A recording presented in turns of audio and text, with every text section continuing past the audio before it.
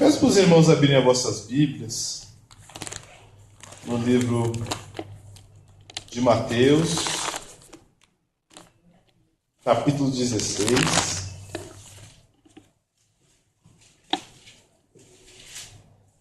O versículos 18.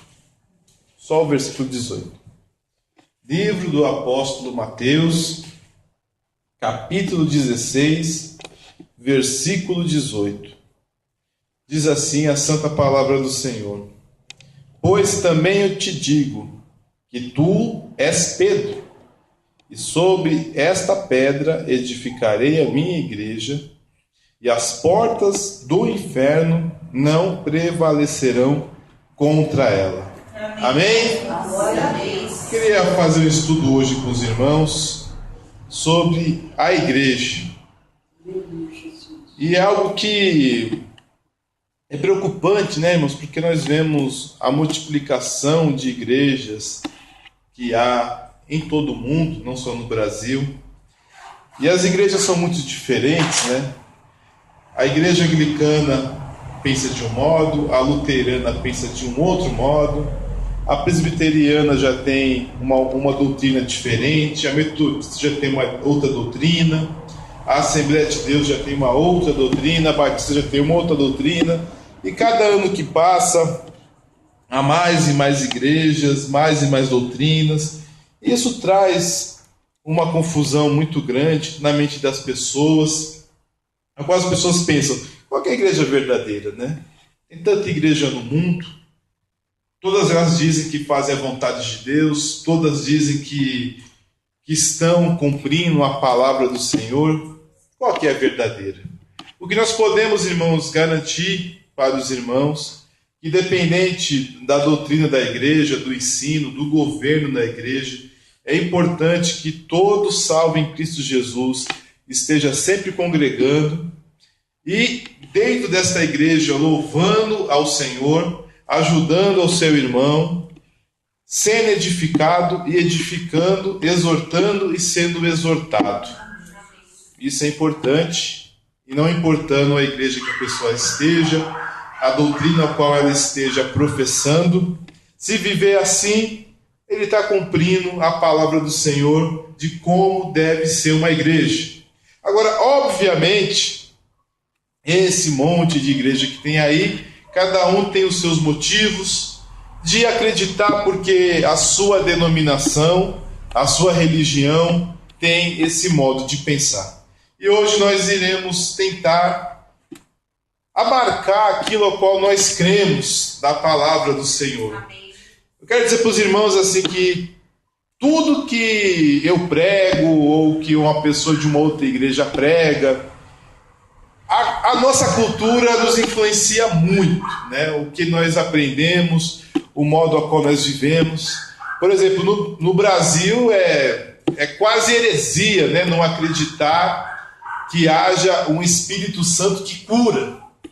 Mas quando eu comecei a estudar mais a sério a palavra do Senhor, eu vi estudo de pessoas tentando provar na Bíblia que não há mais cura na igreja. E a pessoa falava, não, mas me diga para mim se você conhece uma pessoa que é curada. Eu falei, como assim? Eu conheço, né?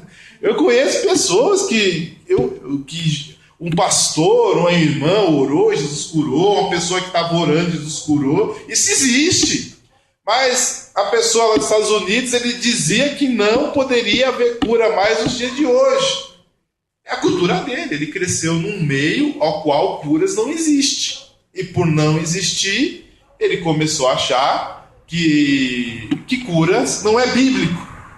Há outras pessoas que cresceram em ambiente onde não há a manifestação do Espírito Santo, não há línguas estranhas, não há profecia, não há revelação, e essas pessoas elas falam com convicção que não existe mais os dons espirituais.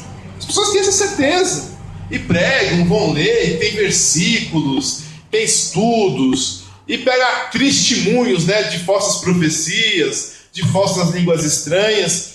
Aí é como eu estava ouvindo um dia no rádio, né? Foi um rapaz deles, falou, não existe mais línguas estranhas, porque está está lá em Coríntios, que havendo profecia cessarão, havendo línguas desaparecerão.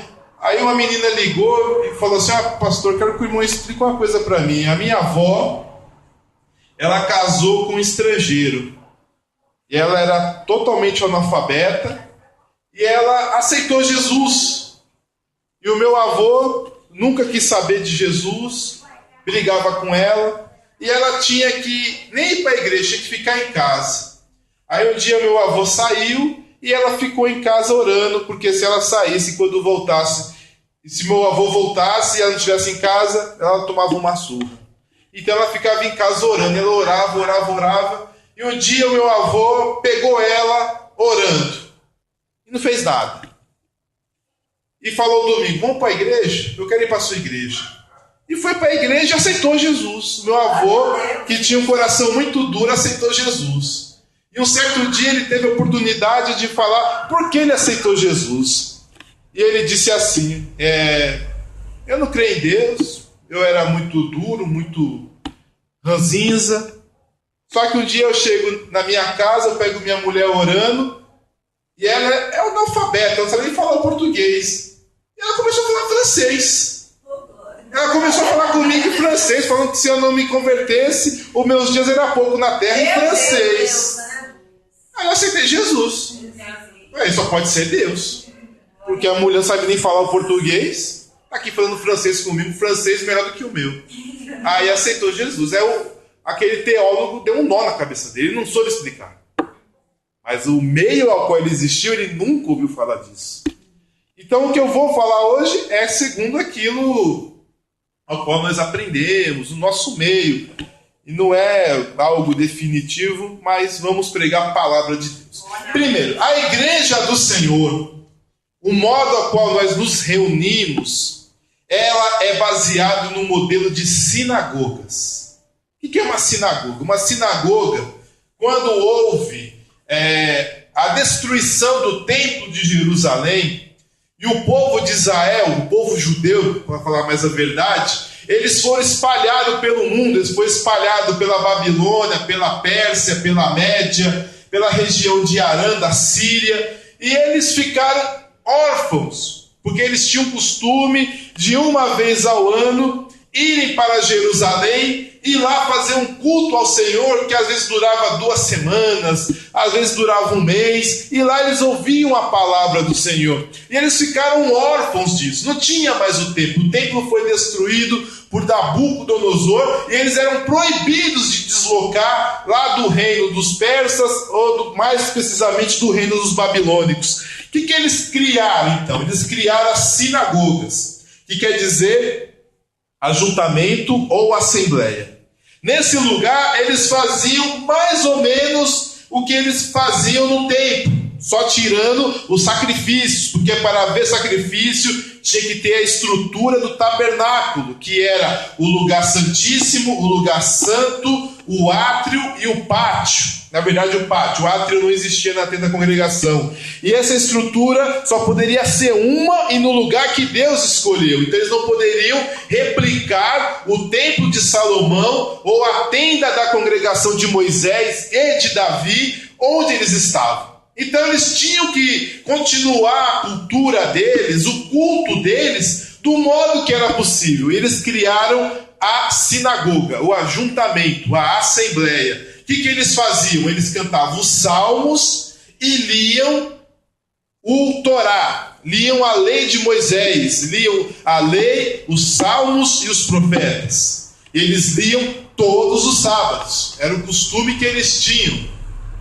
Quando o Senhor Jesus Cristo, ele edificou a igreja dele, eu olhei aqui para os irmãos, a primeira vez que é dita a palavra igreja, está em Mateus capítulo 16, versículo 18. Ele tinha dito para Pedro que a confissão dele, que Jesus era o Cristo, era a pedra fundamental da igreja dele. E se a igreja dele estivesse fundamentada que Jesus Cristo é o Filho de Deus, as portas do inferno não poderiam prevalecer contra ele. A igreja de Cristo, o ajuntamento do povo de Cristo. O povo de Israel se reunia em nome da lei. em nome da lei de Moisés. Agora, o povo do Senhor e Salvador Jesus Cristo, ele se reúne em nome de Jesus. Glória a Deus, aleluia. Eles têm um propósito, é adorar e glorificar o nome do Senhor e Salvador Jesus Cristo. Mas a estrutura é a mesma. É a estrutura de assembleias, onde o povo de Deus se reúne para orar, para louvar o nosso Deus e para edificar uns aos outros. E a palavra sinagoga também quer dizer escola, ou seja, onde se ensina a palavra do Senhor. Essa é a estrutura da igreja. A igreja não pode mudar essa estrutura porque assim ela foi feita. Eu queria ler aqui com os irmãos em Tiago, o capítulo 2, os primeiros versículos. Diz assim a palavra do nosso Deus. Tiago capítulo 2 diz assim: meus irmãos, não tenhais a fé no Senhor Jesus Cristo, Senhor da glória, em acepção de pessoas. Por quê? Se na vossa sinagoga ou no vosso ajuntamento, depende da sua tradução, entrar algum homem com um anel de ouro nos dedos e com vestes preciosas, entrar também um pobre com sórdida vestimenta, e atentardes para o que traz a veste preciosa, e lhe disserdes: assenta-te aqui num lugar de honra, e disserte ao pobre: tu fica aí em pé, ou assenta-te debaixo do meu estrado, porventura não fizeste distinção dentre vós mesmo, e não fizeste juízes de maus pensamentos? Ou seja, a igreja de Jesus Cristo, ela já se ajuntava no modo de sinagoga. O que Tiago estava dizendo? Não fazer distinção. Acabar com isso. Não pode haver distinção na casa de Deus. Onde o povo de Deus se reúne, não pode haver acepção de pessoas. Não pode haver o lugar de honra e não pode haver o lugar de desonra. Então ele fala: olha, no lugar que vocês se ajuntardes, não haja o lugar de honra. Seja sem acepção de pessoas. Porque já era uma tendência deles. A sinagoga judaica tinha esse costume. Tanto que Jesus disse assim: olha, ai de vós, escribas e fariseus, que gostais dos primeiros assentos das sinagogas, o que era o lugar de honra. Jesus disse que isso era errado. Se você quiser buscar estar nos primeiros assentos, é errado. Não faz parte da vontade de Deus. A vontade de Deus é o que o povo dele apenas se una. O que o Senhor Jesus Cristo quer que o povo dele faça quando se reúna? Eu quero que os irmãos dêem a palavra do Senhor em Colossenses. Eu vou ler capítulo 3, os versículos 16 e 17. Diz assim a palavra do Senhor. Repetindo para os irmãos, livro de Colossenses, capítulo 3, versículos 16 e 17. Diz assim a palavra de Deus: a palavra de Cristo habita em vós abundantemente, em toda sabedoria, ensinando-vos, admoestando-vos uns aos outros, com salmos, hinos e cânticos espirituais, cantando ao Senhor com graça em vosso coração. E quando fizerdes por palavras ou por obras, fazei tudo em nome do Senhor Jesus Cristo, dando por ele graças a Deus Pai. Amém? A igreja tem que ter isso. A palavra de Deus tem que dominar o culto ao Senhor. Nós temos que pregar de um modo que venhamos ajudar uns aos outros a estarem firmes. Nós temos que louvar o nosso Deus com coisas que exalte ao nosso espírito. Porque o homem é corpo, alma e espírito. O corpo, eu vou falar aqui um ensino mais ou menos que eu ouvi. Corpo, alma e espírito. A música é dividida em quê?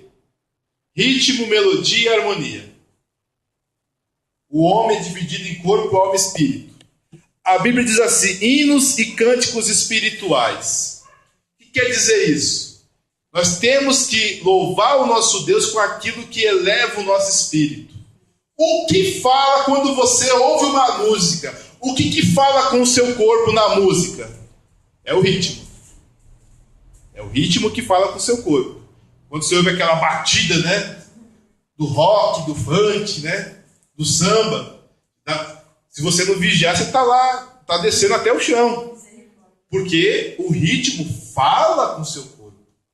A harmonia, ela fala com a sua alma. Porque a harmonia é o que faz a cadência, né? É o que faz andar, é o que faz a cadência da música. E a melodia fala com o espírito. A melodia é aquela parte que quando você não canta, né? Só tem aquele sonzinho. Aquele sonzinho que você pode fazer assim. Isso aí é melodia. Você já sabe que está cantando, né? Está cantando aquela musiquinha mais perto que ele está, mas eu não preciso nem cantar, você já sabe qual que é a melodia. Essa parte fala com o espírito.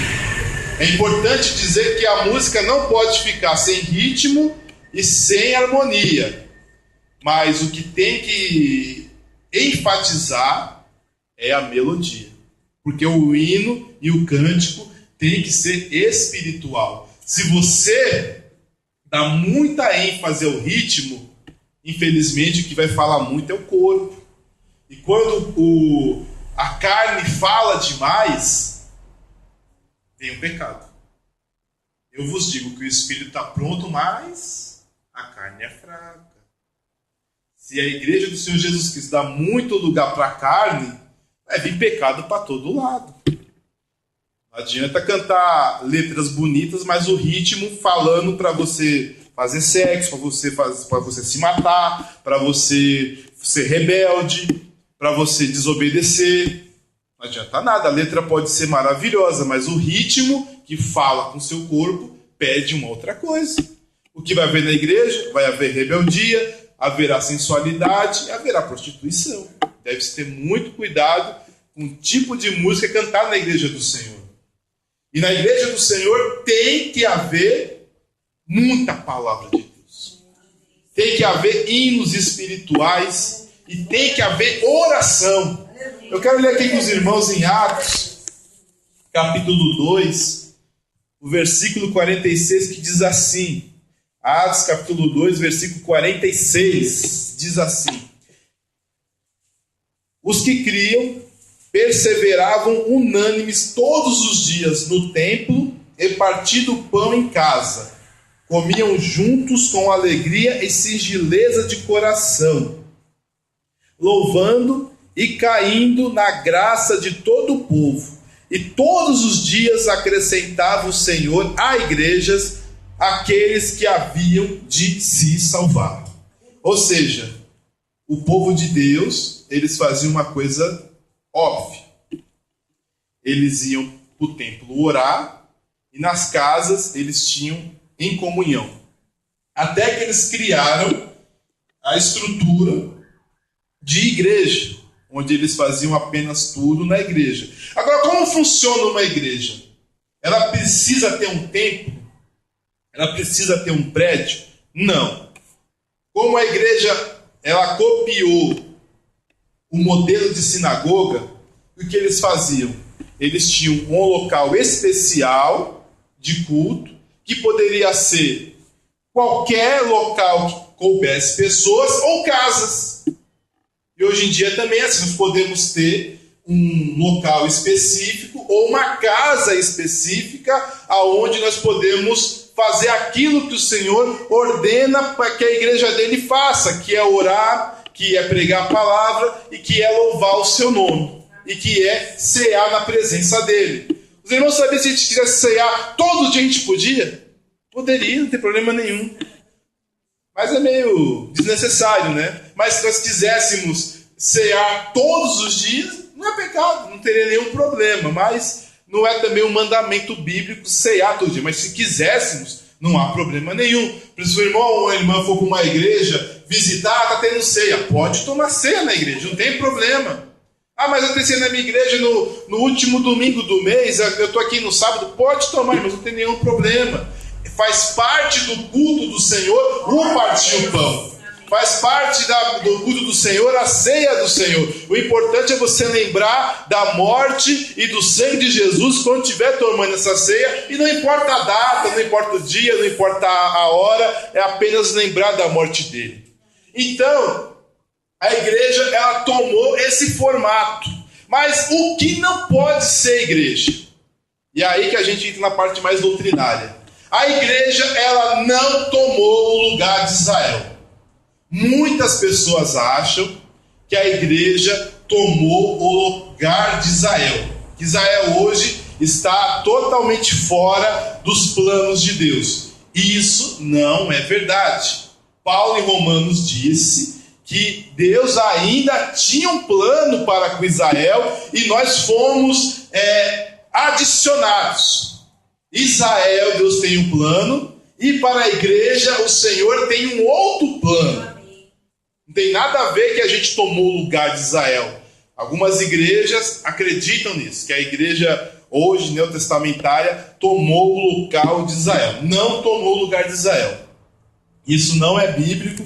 Eu quero ler até aqui com os irmãos, para a gente estar bem posicionado em Romanos, capítulo 11, o versículo 1. Digo, pois, porventura, rejeitou Deus o seu povo, Israel?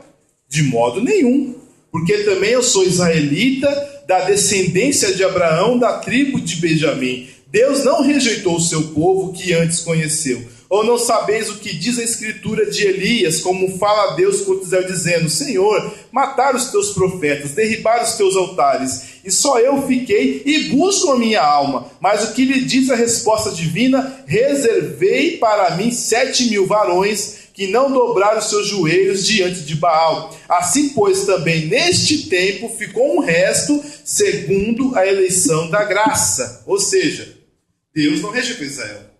Então a igreja não tomou o lugar de Israel. E que Jesus também não se pode deitar vinho novo em odres velhos, e nem pode remendar um pano novo em vestes velhas, senão ambos se romper. Mas se coloca vinho novo em odres novos e coloca pano novo em vestidos novos. Então, Israel é uma coisa e a igreja é outra coisa. Nós não pegamos a estrutura judaica lá do Antigo Testamento com sacrifícios, com dias santos, com os dias de celebração deles, e trazemos um pouquinho para a igreja. Jesus disse: não dá para misturar o que Deus, meu Pai, fez para o povo de Israel, para o povo de Abraão, Isaac e Jacó, e para a minha igreja. É diferente, vai ser diferente. Eu não vou tentar juntar os dois, senão eu vou acabar tanto com Israel quanto com a minha igreja. Então eu tenho algo para o meu povo Israel e tenho algo também para a minha igreja. Nós estamos debaixo de maiores e melhores promessas. Israel tem sua promessa, mas nós temos outras maiores e melhores promessas. Então a igreja do Senhor, ela não é Israel. Ela não tomou o lugar de Israel. Quem pensa assim é presbiteriano, anglicano, presbiteriano, anglicano, católico também pensa assim. Só essa. As demais igrejas não têm esse pensamento. Isso dá uma confusão, que os judeus, muitos morreram. O luterano também pensa assim. Muitos dos judeus foram perseguidos, mortos, porque eles achavam que a igreja agora era o povo de Deus. E se eles não aceitavam Jesus, eles tinham que ser queimados no fogo, né?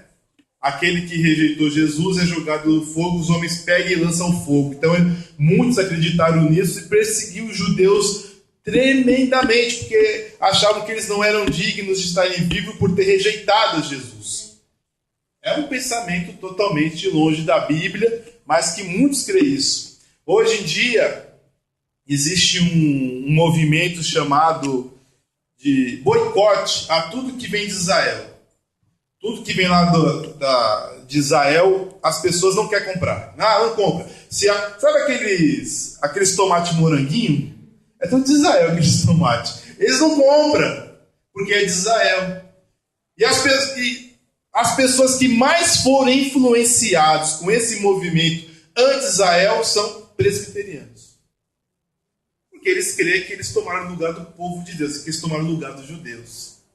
Esse pensamento é muito perigoso. E isso é errado, porque vai te atrapalhar a leitura de Apocalipse. Vai te dar um nó na sua cabeça para saber quem é a mulher com 12 estrelas com o sol de baixo. Quem é? Se você não crê que é Israel, dá um nó na sua cabeça. Se você não crê que haverá um templo de Deus para os judeus, também dá um nó na sua cabeça. Então, quando você crê que a igreja tomou o lugar de Israel, fica muito complicado você acreditar nas profecias bíblicas. O mais prejudicado são as profecias bíblicas sobre a tribulação, o arrebatamento, sobre o reino milenal. Essas coisas, eles dizem que é tudo figurado, que é tudo linguagem assim figurativa, e que aconteceram no tempo do Império Romano, e que agora eles só esperam a volta de Jesus, mas eles não esperam um milênio, não esperam uma tribulação, um anticristo, um falso profeta, não creem que um falso profeta e um anticristo vão subir no templo de Deus, que haverá uma perseguição por Israel nos 3 últimos anos e meio da tribulação. Eles não creem nisso. Por quê? Porque eles creem que eles tomaram o lugar de Israel e que Israel não existe mais no plano de Deus. Então, você acreditar que a igreja é um novo Israel, acabou. A sua teologia fica muito complicada. A igreja também não é um prédio. A gente não pode acreditar. O que faz você ser igreja é o fato de haver um prédio bem estruturado. Não havendo prédio, não há igreja. Não é verdade. Não havendo salvos reunidos, não há igreja. Não é havendo prédio. Cebolinha. Não havendo prédio, não há o problema de não ser igreja. O que não pode ter é o povo de Deus. A Bíblia diz que nós somos o templo de Deus e que o Espírito Santo habita em nós. Não adianta ter um prédio bonito, um prédio ao qual tenha torre, tenha sino, tenha um púlpito, tenha um altar, tenha os bancos de madeira, tudo bonitinho, que tem usinários dentro do banco. Não, isso não faz igreja. O que faz a igreja é o local onde o povo de Deus está reunido. É onde ajunta o povo de Deus. É como disse Tiago: olha, no vosso ajuntamento, na vossa sinagoga, na vossa assembleia. É onde o povo é convocado, o povo de Deus. E outra coisa também. Para você fazer parte da igreja, você tem que estar congregado na igreja. Não é possível você fazer parte da igreja do Senhor e não estar congregado. Isso está em Hebreus capítulo 10, versículo 24 e 25. Diz assim: consideremos-nos uns aos outros para nos estimularmos. O que isso quer dizer? Que a gente vê cada um importante. Para fazer o quê? Para estimular você a estar firme. A caridade e as boas obras. Estimularmos ao amor e às boas obras. Não deixando a nossa congregação como é costume de alguns. Antes admoestando-nos uns aos outros, tanto mais quando vedes que se vai aproximando aquele dia. Ou seja, como você pode ser admoestado, como você pode ser estimulado ao amor e a boas obras, se você não estiver sempre congregando lá na sua casinha? Ou seja, não, eu sou salvo em Cristo Jesus, eu sou igreja de Jesus, então eu vou ouvir pregação pelo YouTube. Então eu vou ouvir pregação pela televisão, porque agora os canais aí, o HF, todos têm algum pastor pregando. Isso não é congregar. Você não está congregando. Eles que estão lá na TV estão congregando. Você não. Você simplesmente está sendo um espectador. Agora, uma pessoa que congrega é alguém que se reúne e que considera aquelas pessoas que estão no seu círculo de igreja, que ele pode estimular a fazer as boas obras e o amor a Deus e a uns aos outros. Glória a Deus. Irmãos, se a gente não estivermos juntos, não tem como ter amor. Eu falo, eu amo todo mundo. Irmãos, tem pessoas que eu não conheço. E como vou amar quem eu não conheço? Fica difícil. Obviamente, se ela precisa da minha ajuda e eu puder ajudar, eu ajudo. Mas como eu posso amar uma pessoa que eu não tenho intimidade, que eu não converso, que eu nunca vi na minha vida? Ou que eu vejo de vez em quando? É impossível. Não há a menor condição, irmãos. Nós amamos as pessoas ao qual estão debaixo do nosso círculo. E se nós amamos, nós fazemos o quê? Nós a abençoamos, nós a ajudamos, nós fazemos de tudo para que a pessoa esteja bem e feliz. Agora, se não temos nenhum vínculo com a pessoa, como podemos amar? Deus pode amar toda a humanidade, por quê? Porque Ele conhece cada um de nós. Glória a Deus. Por que Deus vai falar? Porque Deus amou o mundo de tal maneira, porque Ele conhece a cada um de nós. Agora, eu só posso amar quem eu tenho convívio. É impossível amar alguém que está lá numa floresta no meio da África, amar alguém que está lá na Oceania. Não tem como, irmãos. Chega a ser injusto pedir para eu amar uma pessoa que eu não conheço. Não dá, é impossível. Agora, aos irmãos aqui da igreja, os irmãos das demais igrejas, ao qual nós temos contato, que nós conhecemos, devemos amar uns aos outros. E da sua igreja, da igreja local, da igreja ao qual você faz parte, da igreja ao qual você tem o seu convívio, que você conhece as pessoas, a essas pessoas você deve amá-las e deve congregá-las e ajudá-las a fazerem a obra do Senhor. Glória a Deus. Uma outra coisa, o que eu quero dizer com isso? A igreja, ela não é espalhada. Não tem como você falar, faço parte da igreja, mas onde você está? Onde você está?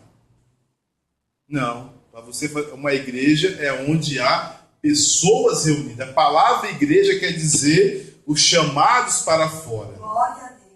Quer dizer congregação, quer dizer ajuntamento, quer dizer assembleia.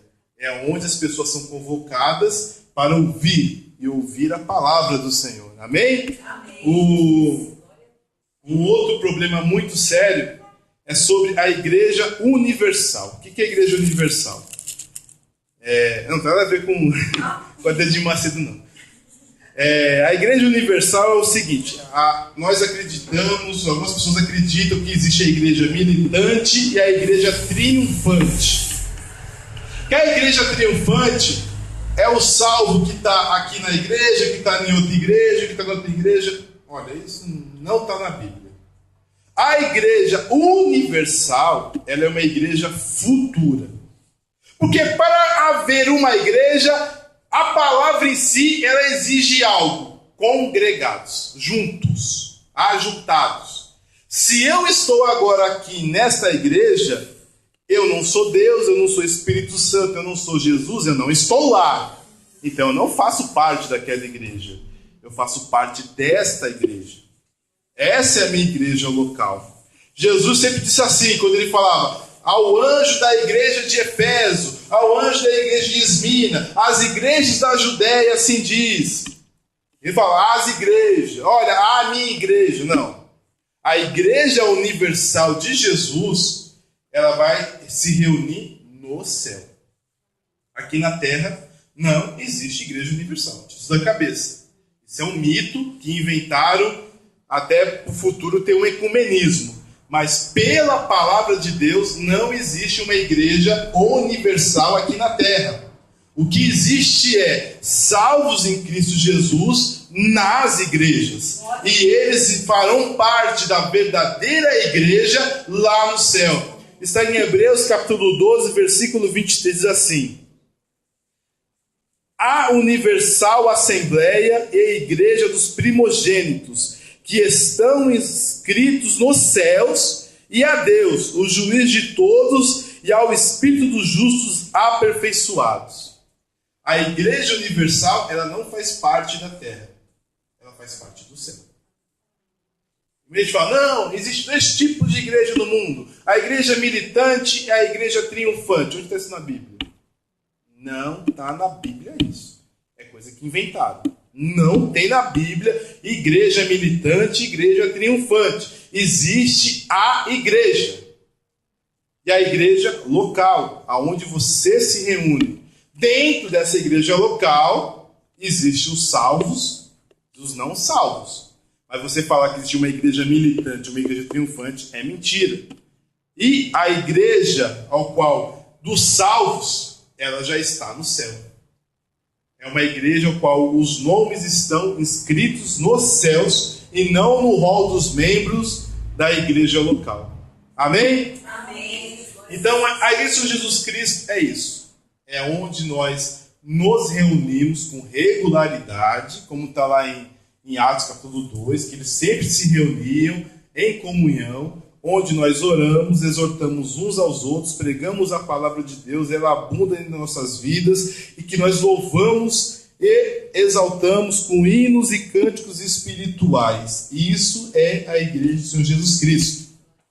Se fizer isso, você está sendo igreja. Você pode estar numa igreja presbiteriana, batista, metodista, mas se você vai com o espírito de se reunir e lá louvar o seu Deus, ajudar o seu irmão e ser ajudado e exaltar e aprender da palavra do Senhor, você está numa igreja, não importando o modo de pensar dela, se é congregacional, se é episcopal, se é por assembleia, se é por um conselho. Não, isso não importa. O que importa é como você se reúne e como você ajuda os seus irmãos próximos.